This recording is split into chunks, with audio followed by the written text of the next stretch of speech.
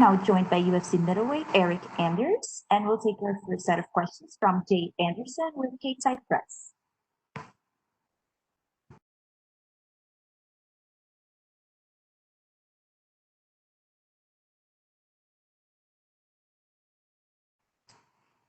Jay, you have been unmuted.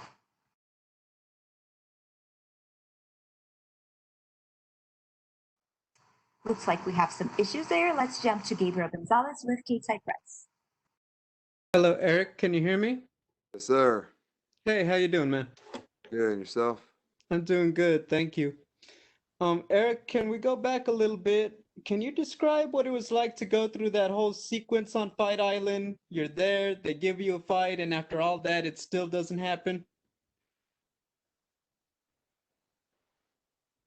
Um, yeah, I took a fight on short notice when I was out there on the island. Not much to do, not much space to move around and stuff. So, it is what it is. That's on me. I accepted the fight, knowing that it would be a challenge, and I had some health issues, and they pulled me from the fight. So, lesson learned at 85, it would probably be better to you know, have time for a full camp like I did this one and not take a short notice. But at 205, I can make 205 in, just a few days. So, I'll still take short notice 205 fights. After being a part of the Florida card, being around with your team on Fight Island, how's the experience of fighting in Las Vegas and just kind of the base camp they kind of have set up over there? Man, for the circumstances, it's been good, man. It hasn't been too bad. You still go to the PI and move around and, go outside and see the sun a little bit. So, I've only been here since Tuesday evening, so it's really only been just a few days, so it's not even that bad. Um, Probably by the time I get sick of it, the fight will be over, and I'll be out and about in Vegas anyway, so it'll be all good. So fighting in an empty arena is certainly an experience. I want to go back though. You've played college football. Can you imagine what a football game in an empty stadium would be like by comparison? Uh, Man, you guys would be surprised at how the players talk to each other on the field if you could hear it like you can in the cage. But everybody's got to play and fight under the same circumstances, so it's almost irrelevant. You got to show up, show out, and collect your checks. Okay, thank you, Eryk, and best of luck. Thank you. We'll take our next set of questions from Martina Saluj with InTheCage.pl. Hello, Eryk. How are you? Good, and yourself? Thank you very much. I'm good. Eryk, just a couple of questions also about your former opponents. I would like to ask you about Thiago Santos and his fight last week with Alexander Rakic. Were you surprised with his performance and this loss? Man, Rakic is a very skilled guy. He's big, he's skilled, he can do everything. He can strike, he can grapple. So that's definitely a fight that you have to approach with caution. And maybe he did that. I don't know. I think when you coming off and when you tear all the ligaments in your knee, and you're coming back, and he's a dynamic striker, athletic dude. Surely that injury had to play a role in the way he fights. It's even if like he doesn't think about it, even on a subconscious level, I'm sure it plays a factor. So I think that he can overcome and bounce back, and hopefully win the belt someday. Mm-hmm. After last Saturday, Israel Adesanya has a first loss in his record. Do you think that Jan Blachowicz showed to middleweights how to fight with the champ? No, not at all. He stood in the struck with Adesanya. We've seen all the guys that Adesanya's fought in middleweight who's tried to do so, and it did not work out well for them. The only time he wrestled was in just little spurts here and there in like the second round, I think, and in the third and fourth round when he was tired. But he definitely had a size, strength, and probably a power advantage as well. So, you know, um, I think he's only like 225 his weight, and I think there's middleweights that are that same size as Jan. So Man, you know, I also think that Adesanya is the fastest evolving fighter in the sport. You know, we've seen guys try to take him down. He's fought wrestlers like Brunson who couldn't do it. Um, I think Marvin Vittori's probably had the most success against him, and that was in the third round. He wrestled Adesanya, but since then, outside of that Jan fight, we really haven't seen people be able to take him down and hold him down if they do get him down. Of course. Your last fight was against Krzysztof Jotko from Poland also. What kind of a lesson did you learn from this fight with him? You know, cage control is not enough to win a fight. You got to do something when you're in those clinches. He landed more significant strikes, but I still controlled. I think it was like I can't remember what the stats were, but I had him up against the cage the whole time. Didn't land very much offense. So I think that was a difference in the fight, and not my preferred method of fighting, but it is what it is, and I think Saturday will be a little bit different. Of course. Last one from me. What part of Darren Stewart's octagon game is the most dangerous in your opinion? He's a striker, man. I think the most underrated part of his game is his stamina. You really rarely see him take a deep breath, and he keeps throwing hard and heavy. All 3 rounds. So something I'm aware of, and we'll definitely have to take into account and the consideration in my plan of attack on Saturday. Thank you very much, sir. Have a great fight. Appreciate it. We'll take our next set of questions from Alistair Bishop with the MMA Republic. Eryk, how are you, sir? I'm doing great. And yourself? Fantastic. Thanks for asking. You mentioned earlier in the week you sense a fight of the night. It seems lately guys are pushing for the performance of the night because the fight of the night usually means damage on both ends. Is that something you encourage?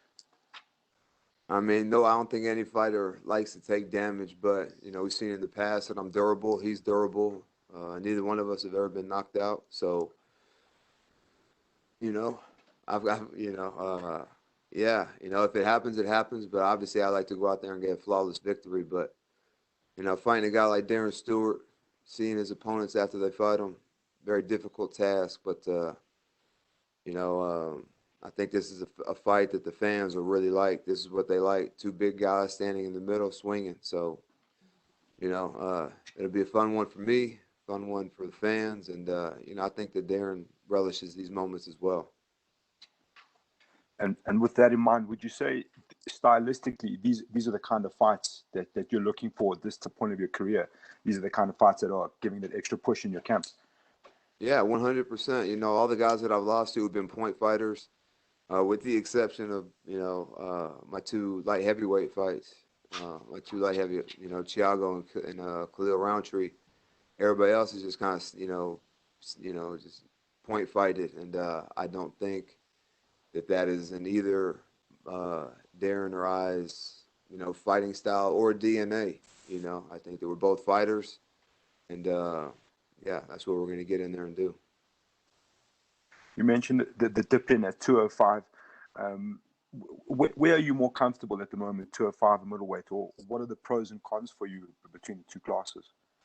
Man, I definitely mentally, I think that middleweight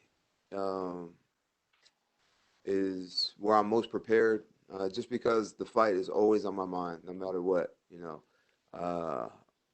I'm a big fan of Whataburger. Shout out to Whataburger. I want Whataburger. I can't have it.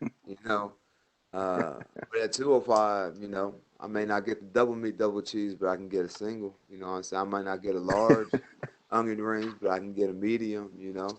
So, the fight is just always on my mind. At 205, I have a little more, obviously, a lot more leeway in my diet, and I don't have to run as much or do these kind of things. So, at 205, whenever I leave the gym, I kind of leave the fight in the gym, and at middleweight, it's like my shadow. Wherever I go, the fight is with me. So, yeah. Awesome. I wanted to ask you, you're venturing almost into a veteran type of space now. Looking back, what did you say has been the hardest transition to MMA from football? Movement and footwork. I think that linebacker is not really a skilled position. Everything is straightforward. And if you watch the way I fight, that's really the only direction that I move. So um, I think now, my movement and footwork has gotten a lot crisper, a lot better. My strike count, will be a lot higher now. So, um, yeah, I don't have to play Rock'em Sock'em Robots anymore. You know, um, and that's just kind of that, football mentality. That's what it is. When you play D line, outside linebacker, everything is forward, and you know, kind of like a FU mentality. So I definitely approach fighting the same way. It's me or him. So yeah. Last one for me. I saw you having quite a bit of fun with the Gordon Ryan, Andre Galvao scenario. Who do you think wins if that fight ever happens? MMA. No, grappling. Well, man, I think that Gordon Ryan definitely has the mental upside. I think Andre Galvao might be a little shook when you get slapped twice and don't retaliate or do anything. Especially it's like, they weren't in Walmart. The police weren't going to get called. There's like no risk of legal repercussions. So, I think if there's any time that you're going to get slapped and retaliate, that would be the time. So, I don't know, like stature wise, how they, would they be in the same weight class or whatever. I know Galval's fought MMA before, and Gordon Ryan has talked about fighting MMA. So, man, at this point, I have to go with Gordon Ryan, man. Galval got to be a little shook. Awesome. Thank you so much, man. Best of luck. Thank you. We'll take our last set of questions from Jordan Ellis with Loki coming Hi, Eryk. I just want to ask you about the layoff. A lot of people will be focusing on Leon Edwards today and his, almost 2-year layoff, but 10 months for yourself, that's still quite a long while out the cage. So how are you feeling? How have you dealt with it? Man, to be honest, it's probably been the best thing for me. I feel rejuvenated physically and mentally. This is probably the first and only fight ever, amateur or pro, that I've gone into with no injuries or nagging, aches or pains or whatever, and going in 100%. And, that just really doesn't happen in this sport. So, out of those 10 months, I probably had to sit down and couldn't train for 6 of them. So, at the time, it was kind of like, just bored, just watching. And, but in retrospect, it was probably the best thing for me. And what's been like sitting on the loss of, see, it was one against Jokta. Have you been able to reflect on that, make some improvements coming into this one? Yeah, I've made a lot of improvements. Obviously, it's left a bad taste in my mouth for the past 10 months, and it's, always in the back of my mind, the last fight being a loss. So, yeah, it's imperative that I go out there and get a victory on Saturday. Yeah, and talk about get Darren Stewart and second of the fight of the night, and how confident would you be of actually going in there and becoming this man to, TKO or KO Darren? Shit, I'm trying to take home both my checks, so it's always great, and that's what I aim to do anyways, is finish fights, man. No one's in there trying to go fight 15 minutes, man. Hell nah. So if I can get in there and get the job done in a minute, cool. If it does take the whole 15, cool. It's whatever, I think my cardio is the best it's ever been, and my skill set is the sharpest that it's ever been. I know that's cliche, and a lot of fighters say that, but and it really rings true when I say it.